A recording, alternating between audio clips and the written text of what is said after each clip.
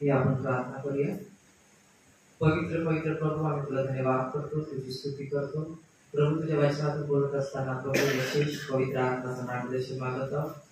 प्रभूही नाही तर दे बाप्पा, तुझा आत्मा आम्हाला लीड करू दे। पवित्र आत्म्याच्या सहाय्याने प्रभू वचन सांगण्यास विशेष सहाय्य करतो। ऐकणारे कान आणि समजणारा अंतःकरण प्रभू प्रत्येकाला दे, असे आम्ही तुला विनंती करतो।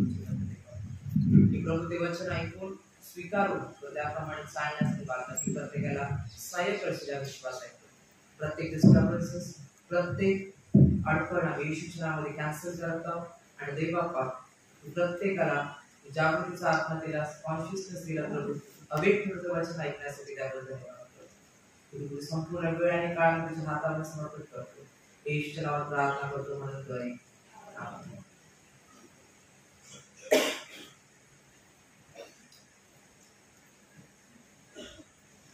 प्रभू येशू ख्रिस्तामध्ये सर्वांना सलाम। प्रभूने अद्भुत त्याची संधी दिली की त्याच्या वचनातून बोलण्याकरिता त्याबद्दल परमेश्वराचे आभार मानतो। आणि आजचा जो विषय जे प्रभूने मला दिलेला तो म्हणजे की God is by your side, की देव तुमच्या बाजूने आहे। आपण काढूया रोमकरास पत्राचा 8वा अध्याय आणि 21वा वचन काय सांगत आहे। कारण की काही विश्वासणारे विश्वास ठेवतात की खरंच देव आहे का या जगामध्ये। ख्रिश्चन लोक असूनही, विश्वासणारे असूनही पुष्कळ वेळा असा प्रश्न येतो की खरंच देव या जगात आहे का, की देव कार्य करतो का। आणि जर करत असेल तर मग ते फक्त काही लोकांपुरतच मर्यादित आहे, किंवा काही जे धार्मिक लोक आहेत त्यांच्यासाठीच आहे, जे चर्च जाणार त्यांच्यासाठीच देव कार्य करतो, आणि आमच्या जीवनामध्ये देव कार्य करतो की काय हा प्रश्न सतत येत असतो। तर रोमकरास पत्र 8वा अध्याय 21वा वचन काय सांगत आहे आपण ऐकूया। तर मग या गोष्टीवरून आपण काय म्हणावे, देव आपल्याला अनुकूल असल्यास आपल्याला प्रतिकूल कोण। आमेन। वचन सांगत आहे की देव आपल्याला अनुकूल असल्यास आपला प्रतिकूल कोण। आणि म्हणून देवाचे वचन सांगत नाही की कदाचित देव तुमच्या बाजूने असेल। त्या ठिकाणी काय म्हटलेले, देव तुमच्या, वचन काय सांगत आहे, देव तुमच्या, देव आपल्याला अनुकूल असल्यास। अनुकूल म्हणजे अर्थच मी सांगतो की देव आपल्या बाजूने आहे। जर देव आपल्या बाजूने आहे तर आपला विरोधी कोण असेल। मग ते आपलं ऑफिस असो, आपलं कामाचं ठिकाण असो, पण जर देव आपल्या बाजूने आहे तर आपला विरोधी कोणीच नसू शकतं। देव आपल्याला अनुकूल असल्यास आपल्याला प्रतिकूल कोण, असं आपण वचन वाचलं। जर देव माझ्या बाजूने आहे तर माझा विरोधी कोण असेल। जेव्हा देव स्वतः आमच्यासाठी लढतो, आमचा बचाव करतो, तो आमची ढाल होतो, आणि त्यामुळे आपल्याला शत्रू काहीच करू शकत नाही। आपल्या प्रत्येकाला माहिती की आपला शत्रू कोण आहे, कोण आहे, सैतान। पण जर आपल्या बाजूने ख्रिस्त आहे, जर आपल्या बाजूने देव आहे, तर आपला शत्रू काहीच करू शकत नाही।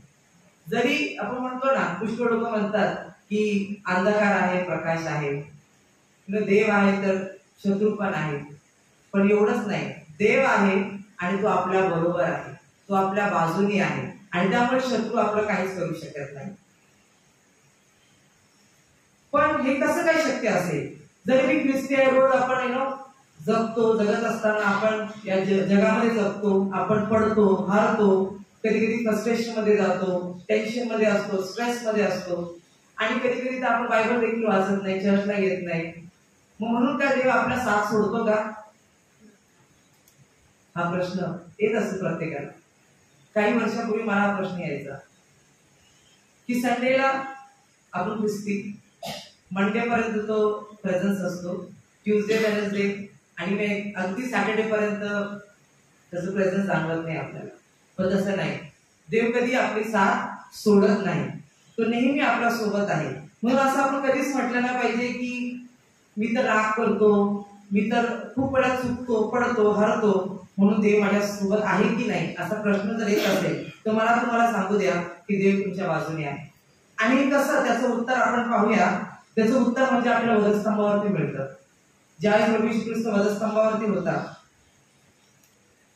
त्यांनी स्वतःच रक्त त्या ठिकाणी वाहिले प्रियानं। प्रभू येशू ख्रिस्त जो देवाचा एकुलता एक पुत्र, त्याने स्वतःच रक्त त्या वधस्तंभावरती वाहिलं, आणि त्याच्या रक्तामुळे आपण ऑटोमॅटिकली बाय डिफॉल्ट देव आपल्या पक्षाचा होतो, किंवा देव आपल्या बाजूचा होतो। आपण जे शास्त्रामध्ये उदाहरण पाहिलं, जुन्या काळामध्ये विविध पिढ्या आल्या होत्या आणि त्यामध्ये एक पिढा अशी होती की देवाने सांगितलं होतं की मी प्रत्येक कुटुंबातील ज्येष्ठ पुत्र जे फर्स्ट बॉर्न आहे त्याचं वध करण्यात येईल, त्याला मारण्यात येईल. पण परंतु देवाचे जे लोक आहेत, जे इस्रायली लोक आहेत, त्यांच्यासाठी प्रभूने चांगलं सोल्युशन दिलं होतं. आणि काय सांगितलं होतं की तुमच्या घराच्या दरवाजाच्या कपाळपट्टीवरती तुम्ही कोकरूचं जर रक्त लागलं तर ते घर, तो जो देवदूत आहे तो ओलांडून जाईल. हालेलुया. देवदूत ते ओलांडून जाईल आणि ते घर किंवा त्या घरातला त्या जो प्रथम जन्मलेला आहे त्याचा वध त्या ठिकाणी होणार नाही किंवा त्याचा मृत्यू त्या ठिकाणी होणार नाही. म्हणजेच काय की येशूच्या रक्तामुळे आपण वाचलं जातो, आपला बचाव केला जातो. कारण आपण आपल्या स्वतःच्या चांगल्या वागणुकीवर नाही, चांगल्या कॅरेक्टरमुळे नाही, तर देवाच्या रक्तामुळे, प्रभू येशू ख्रिस्ताच्या रक्तामुळे आपण वाचलं जातो. पवित्र शास्त्र जर आपण वाचतो की वलांडणाच्या रात्री काय घडलं, ते पिढा आल्या, जसं तुम्हाला सांगितलं.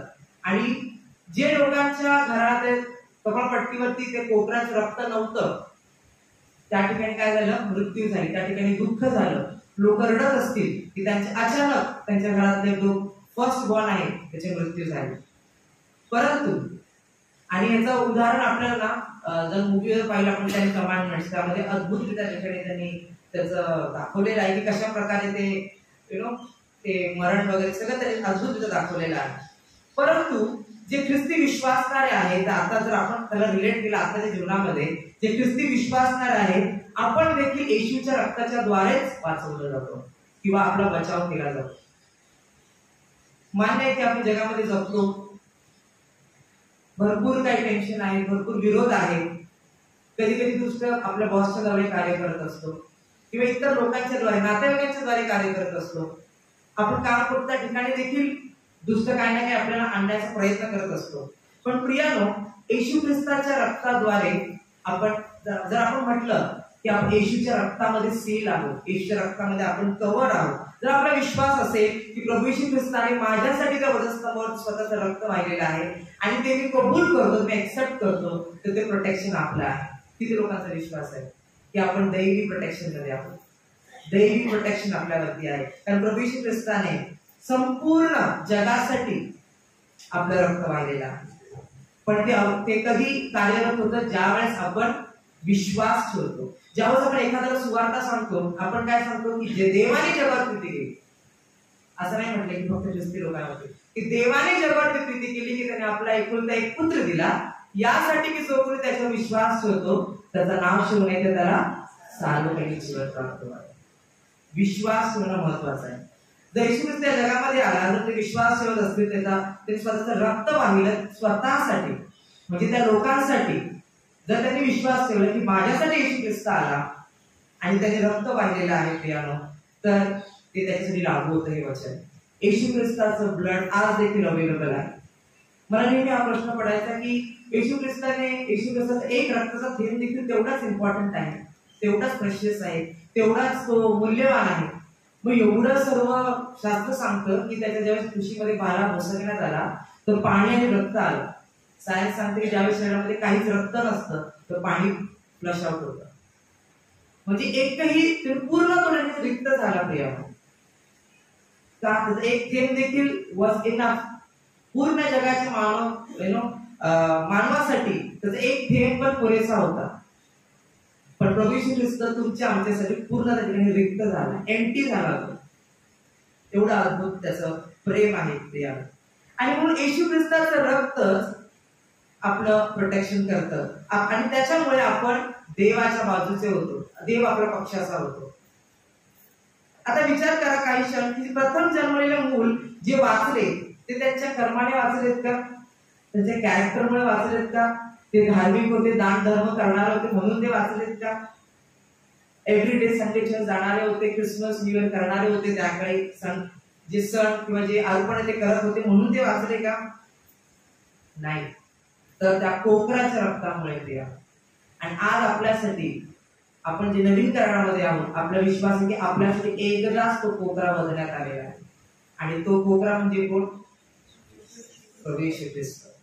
आणि त्याचे एकदाच केलेल्या बलिदानामुळे, त्याचे एकदाच वाहिलेल्या रक्ताच्या द्वारे आपण देवाच्या पक्षाचे आहोत किंवा देव आपल्या बाजूने आहे आणि त्यामुळे आपलं प्रोटेक्शन आहे. प्रिया, त्याची धार्मिकता व त्याची पवित्रता आता आपल्या बाजूने आहे. आपल्याला काही करण्याची गरज नाही. आपण कितीही प्रयत्न केला आपण चांगलं वागण्यासाठी, जर आपण नियमशास्त्र जर पाहिजे जुन्या काळामध्ये, जर आपण समजा आपण 1 to 10 जर आपण काउंट केलं तर एक चांगले कृत्य केली तर चलो +1 then 2 आणि परत जर 2 च्या इथे पोहोचून आपण एखादी मिस्टेक केली परत आपण 0 ला येतो, असं नियमशास्त्र, असा लॉ सांगतो. पण प्रियानो, आपल्याला आता ते काही करण्याची गरज नाही, कारण येशू ख्रिस्ताने नियमशास्त्र पूर्ण केलेलं आहे. हालेलुया.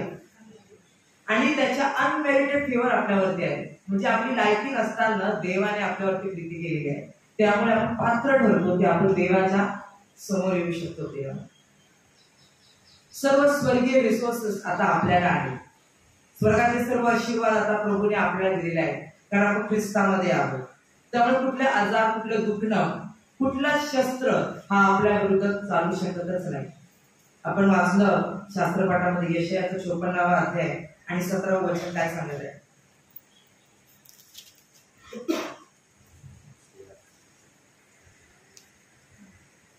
यशाया 54:17. तुझ्यावर चालविण्याकरता घडविलेले कोणतीही हत्यार तुझ्यावर चालणार नाही. तुझवर आरोप ठेवणाऱ्या सर्व जीवांना तू दोषी ठरवशील. परमेश्वराच्या सेवकाचे हेच वचन आहे, हीच मजकडून मिळवलेली त्यांची धार्मिकता आहे, असे परमेश्वर म्हणतो. प्रियानो, वचन काय सांगत आहे की तुझ्यावर चालविण्याकरिता घडविलेले कोणतेही हत्यार तुझवर चालणार नाही. कुठलेही हत्यार, मग कितीही पॉलिटिक्स, किती टॅक्टिक्स जरी आपल्या विरुद्ध कुणी करत असेल, प्रियानो मनुष्य करत नसतो तर त्याच्याद्वारे दुष्ट करत असतो. पुष्कळ आपल्याला वाटतो की माझा वैरी माझा बॉस आहे, माझा वैरी माझी नर्सिंग हेड आहे, असं नाही. तर तो दुष्ट त्या ठिकाणी करत असतो त्या व्यक्तीच्या द्वारे. आणि त्यावेळेस आपण समजून घेतलं पाहिजे की मनुष्य इज नॉट आर एनिमी. तर आपला शत्रू आपल्याला माहित आहे आणि त्या शत्रूला आपण कसं हरवू शकतो? वादविवाद करून? अजिबात नाही. कंप्लेंट करून? अजिबात नाही. तर फक्त आणि फक्त प्रार्थनेच्या द्वारे. कारण प्रियानो, आपल्या शब्दामध्ये सामर्थ्य आहे. वचन सांगतं, मी नाही तर वचन सांगतं की आपल्या शब्दामध्ये सामर्थ्य, आपल्या जिभेमध्ये सामर्थ्य. आपण ज्यावेळेस बोलतो प्रियानो गोष्टी घडतात. म्हणून आपण कधीच आणि कधीच नकारात्मक गोष्टीचा उच्चार नाही केला पाहिजे. ते वचन या ठिकाणी सांगत आहे की तुझ्यावर चालविण्याकरिता घडलेले कोणतीही हत्यार तुझ्यावर चालणार नाही. तुझवर आरोप ठेवणाऱ्या सर्व जीवांना तो दोषी ठरवी. प्रियानो, वचन खूप महत्वाचं. ज्यावेळेस मनन करत प्रभूने अद्भुत मला या ठिकाणी त्याचं रेव्हलेशन दिलं की तुझ्यावर आरोप ठेवणाऱ्या प्रत्येक जीवा, म्हणजे तुमच्याबद्दल बोलले जाणारे प्रत्येक नेगेटिव्ह गोष्ट, ते प्रभू त्याला बदले. प्रभू त्यांना दोषी ठरवेल जे तुमच्या विरुद्ध किंवा जे आपल्या विरुद्ध वाईट बोलतात. प्रियानो, तुझवर आरोप ठेवणाऱ्या सर्व जीवांना तो दोषी ठरवशील. परमेश्वराच्या सेवकाचे हेच वचन आहे, हीच माझ्याकडून मिळालेली त्यांची धार्मिकता आहे, असे परमेश्वर म्हणतो. परमेश्वराने त्याची धार्मिकता आता आपली झालेली आहे. जसा तो पवित्र आहे तसे आपण ख्रिस्तामध्ये पवित्र आहोत. त्याचं नीतिमत्व हे आपलं झालेलं आहे. प्रियानो, कारण की त्यांनी आपल्यासाठी वधस्तंभावरती सर्व तो एम्प्टी झाला, गेला रिक्त झाला. रोमकरास पत्र 10वा अध्याय 8व्या वचनामध्ये म्हटलेलं आहे की तुमचे शब्द सामर्थ्य आहे, तुमचे शब्द पॉवरफुल आहेत. म्हणून आपण काय बोलतो हे विचार करून बोललं पाहिजे. कधी कधी आपण सहज बोलतो की आमची मुलं सुधारणारच नाही, माझे पती किंवा पत्नी सुधारणारच नाही. तर प्रियानो, आपण हे विसरून जातो की आपल्या शब्दामध्ये सामर्थ्य आहे. अनेक वेळा जर लहान मुलं खेळत असतात आपण काय म्हणतो? सांभाळून खेळायचं पडशील. आणि आपण म्हणतात क्षणी मुलगा पडतो किंवा ते बाळ पडतं, कारण आपण बोलतोच ते पडशील. तर आपण काय म्हटलं पाहिजे? आपण नेगेटिव्ह गोष्टी कन्फ्युज करतो. आपण हे विसरून जातो की आपल्या जिभेमध्ये सामर्थ्य आहे. आपण वचन वाचू रोम 10:8. तर ते काय म्हणते? ते वचन तुझ्याजवळ आहे, तुझ्या मुखात व तुझ्या अंतःकरणात आहे. आमच्या विश्वासाचा विषय असलेले जे वचन आम्ही गाजवित आहोत ते हेच होय. त्या ठिकाणी काय म्हटलेलं आहे की तुझ्या मुखात व तुझ्या अंतःकरणात आहे. इथे लक्ष द्या की पहिल्याने ते तुमच्या मुखात आणि मग तुमच्या अंतःकरणात ते तुमच्या हृदयात येतं. त्यामुळे आपण मुखात काय बोलतो हे महत्वाचं आहे. जर आपण सतत आणि सतत देवाच्या वचनाविषयी बोलत असलो, देवाच्या अभिवचनाविषयी बोलत असलो, तर प्रियानो तेच आपल्या हृदयात येईल. जर आपण सतत नेगेटिव्ह गोष्टी बोलत असलो तर आपण तेच आपल्या अंतःकरणामध्ये, तेच आपल्या हृदयामध्ये येईल. म्हणून ज्या वेळेस आपण बोलतो तर आपण कसं बोललं पाहिजे? विश्वासाने बोललं पाहिजे प्रिया. आणि ज्यावेळेस आपण विश्वासाचं बोलतो आपल्या अंतःकरणामध्ये देखील विश्वासाचंच येतं. आपण हे विसरता कामा नये की देव आपल्या सोबत आहे. दॅट इज फॉर शुअर की देव माझ्या बाजूनी आहे. पण प्रियानो, जर देव माझ्या बाजूनी आहे तर माझं वागणं देखील परमेश्वरासारखं पाहिजे, माझं बोलणं देखील त्या देवासारखं पाहिजे, माझं वागणं, माझं चालणं देखील त्या जिवंत देवासारखं पाहिजे. म्हणून तर वचन सांगते की देवाने आपल्या जगामध्ये ठेवलेलं असताना आपल्याला वेगळं केलेलं आहे. जरी आपण या जगामध्ये जगत आहोत पण वी आर सेपरेटेड. आपण या जगापासून वेगळे केलेले आहोत. म्हणजेच काय? आपण आपले जे राहणीमान वेगळं करण्याची गरज आहे नाही. आपला हार्ट, आपलं अंतःकरण आपण देवाच्या वचनाशी लायला पाहिजे. देवाच्या वचनाच्या अकॉर्डिंग आपण वागलं पाहिजे. कारण परमेश्वरचं वचन सांगतो तो बाह्य स्वरूप बघत नाही, तर तो अंतःकरण पाळणारा परमेश्वर आहे. आपण काय मनात विचार करतो किंवा आपल्या अंतःकरणात काय आहे तो ते बघतो. बाहेर रूप आपण एखाद्या मनुष्याला बाहेरून बघतो आणि जज करतो, पण परमेश्वर आतील मनुष्य बघतो, आपल्या आतील व्यक्तीला बघतो की तो कसा आहे, की तुमचं अंतःकरण कसं आहे. आपण परमेश्वरासमोर येत असताना आपण काय, कुठल्या अंतःकरणाने येतो, आपण काय म्हणून येतो, दॅट इज इम्पॉर्टंट प्रिया. आणि म्हणून ज्यावेळेस आपण आजारी देखील असतो, मी माझंच उदाहरण सांगतो, कारण आपण जगामध्ये राहतो तर आपल्याला कशा ना कशाने तरी आपला अटॅक करायचा प्रयत्न करत असतो. पण प्रियानो, त्यावेळेस आपण हे विसरता कामा नये की आपल्याकडे अद्भुत असं मेडिकेशन आहे आणि ते म्हणजे देवाचं वचन. ज्याप्रमाणे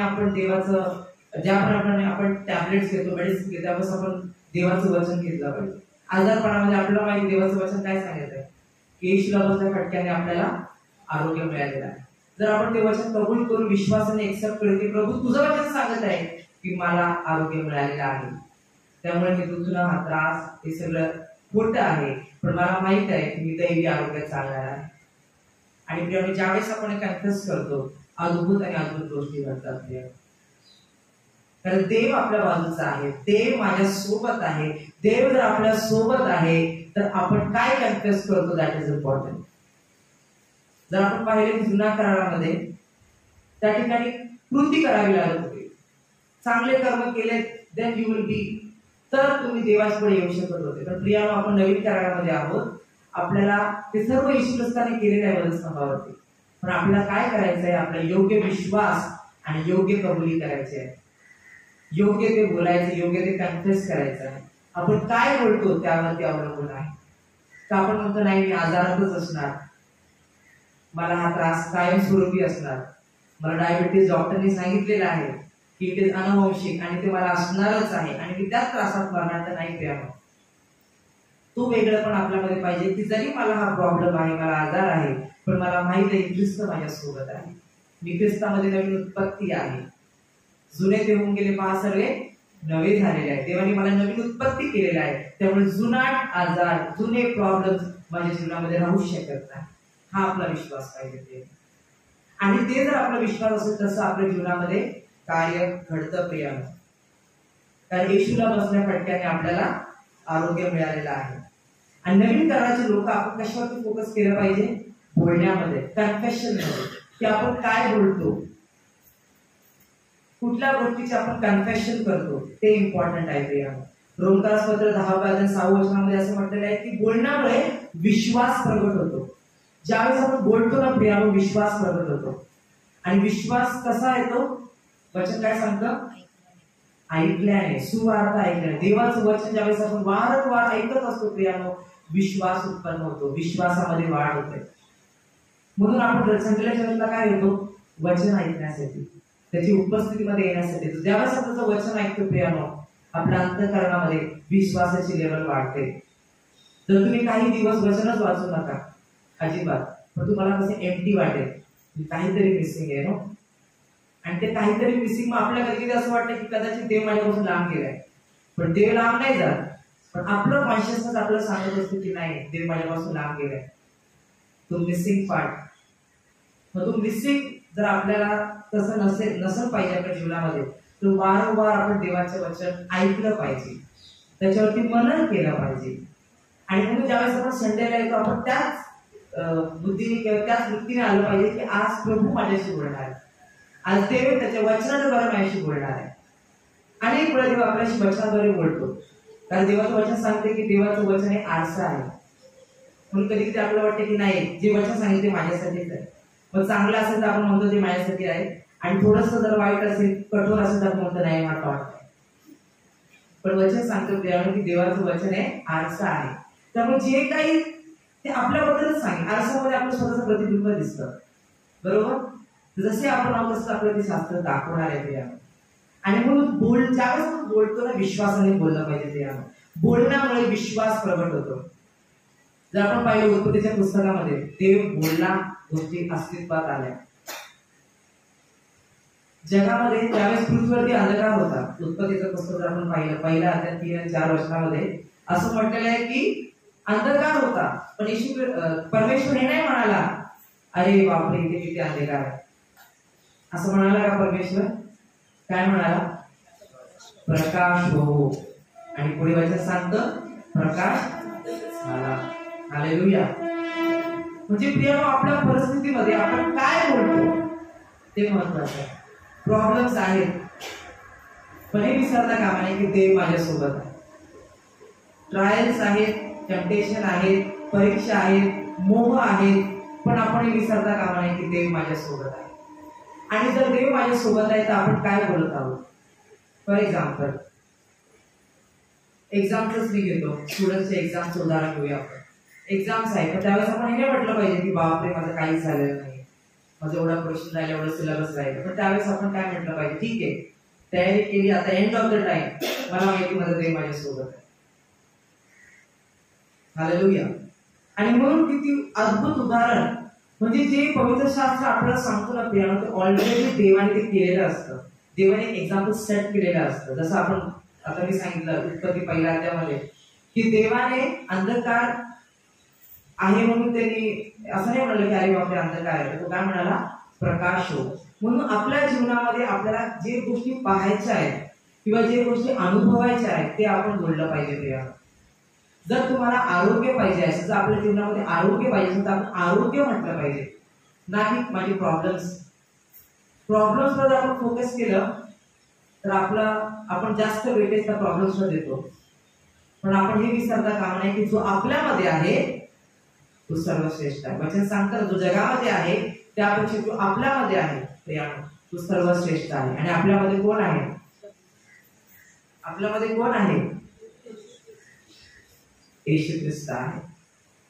पवित्र आत्मा त्याने आपल्याला दिला आहे, जो आपल्या सोबत आहे 24/7 आपल्या सोबत आहे. ज्या वेळेला आपण हाक होतो त्या वेळेला आपल्यासाठी ते अवेलेबल आहे. असं कधीच होत नाही की ह्याच वेळेमध्ये देव ऐकतो, ते फक्त रात्रीचीच प्रार्थना ऐकतो, पहाटेचीच प्रार्थना ऐकतो, नाही.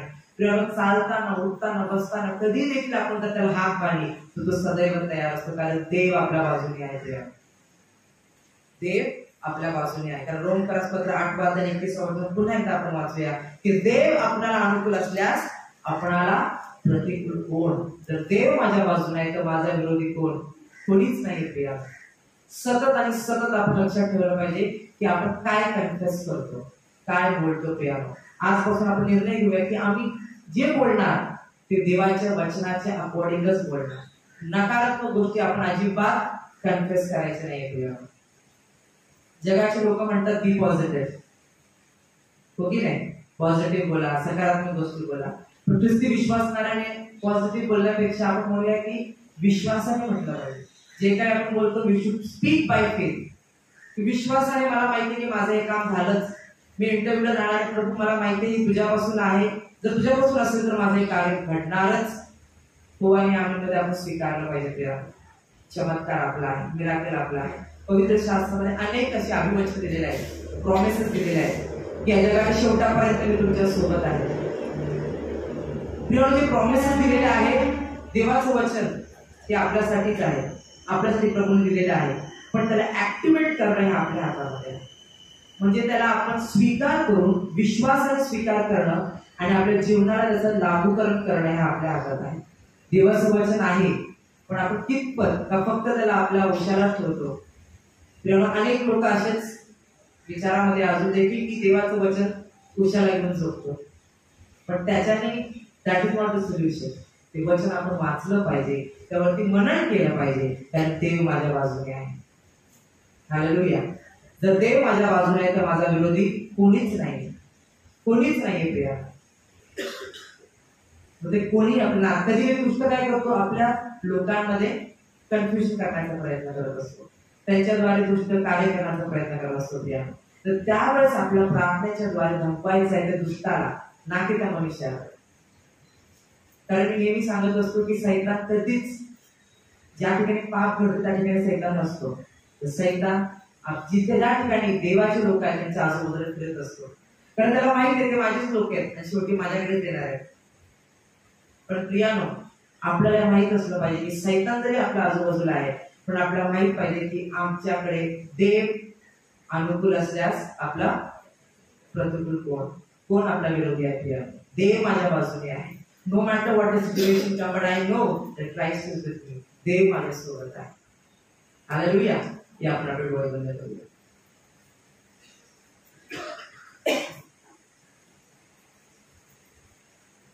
धन्यवाद करतो तुझ्या प्रभू, आम्ही तुला धन्यवाद करतो, तुझी स्तुती करतो प्रभू. अद्भुत आणि अद्भुत परमेश्वर,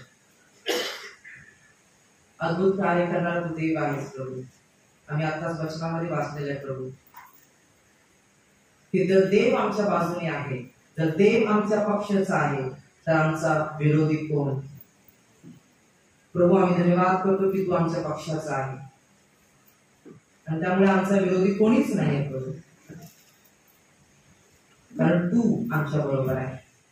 कुठलीच परिस्थिती आमच्यावरती वर्चस्व करू शकत नाही, कारण तू आमच्या बरोबर आहे.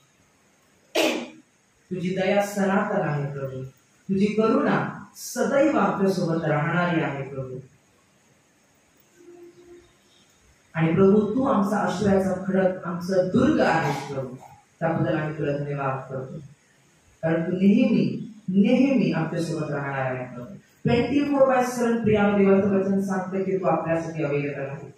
त्याच्या प्रीतीमध्ये, त्याच्या प्रेमामध्ये कुठल्याही प्रकारचा खंड तू करत नाही. म्हणून प्रभू, आम्ही तुला धन्यवाद करतो, तुझी स्तुती करतो प्रिया प्रभू. आम्ही तुला धन्यवाद करतो.